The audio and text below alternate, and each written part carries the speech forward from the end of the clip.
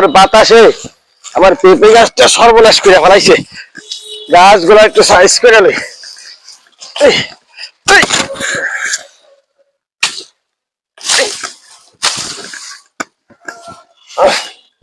শেষ করে ফেলাইছে রে আমার গাছটা রে।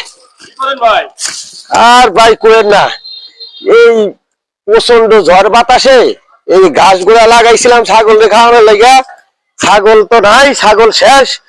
এই গাছ এখন আমার এই পেঁপে গাছটাও শেষ করে হইতেছে। তাহলে আমার ছাগল গেছে গেছে, গাছ যায় যাক, আমার এই গাছটা যেন ঠিক থাকে সেই ব্যবস্থা করতেছি ভাই। হায় হায় রে, দেখছো নি কি অবস্থা? হ্যাঁ, আমার গাছটা শেষ করে দিছে রে। হ্যাঁ,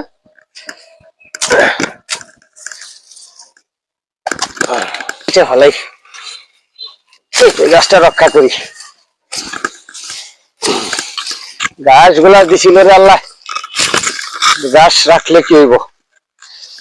গাছ যারা খাইব তারা তো নাই। ছাগল পালতে পালতে নিজেও ছাগল হয়ে গেছিলাম, ছাগল শেষ, গাছও শেষ শেষ।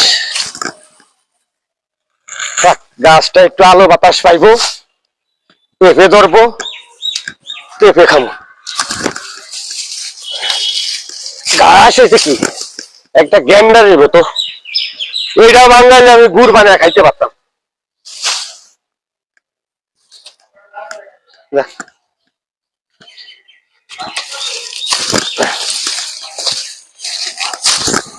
পরে গাছটাই না, আপনারা যারা ছাদ বাগানে এরকম গাছ লাগান খেয়াল রাখবেন যেন অপর কোনো গাছ তারে ঘেরা না রাখে, সে যেন আলো বাতাস পায়। আমার মতো আপনারাও এই ব্যবস্থাটা করবেন, দেখবেন গাছও ভালো থাকবো, গাছের ফলও খাইতে পারবেন। এই যে গাছটি দেখতে পাচ্ছেন, আসলে এই পেঁপে গাছটি আমার কাছে মনে হইতেছে এটা মেয়ে গাছ না, এই গাছটা হচ্ছে পুরুষ গাছ। এই পুরুষ গাছে কখনো পেঁপে ধরে না। তো ভিউয়ার্স, আমরা চেষ্টা করব যে পরবর্তী ভিডিওটি যখন আপনারা দেখবেন যে পুরুষ গাছটিকে পেঁপে ধরাতে হলে কি কৌশল আমরা অবলম্বন করব, আপনারা দেখবেন পরবর্তী ভিডিওতে। ভিডিওটি যদি ভালো লাগে আপনারা সাবস্ক্রাইব করবেন এবং আশা করি পরবর্তী ভিডিওতে আপনারা এই কৌশল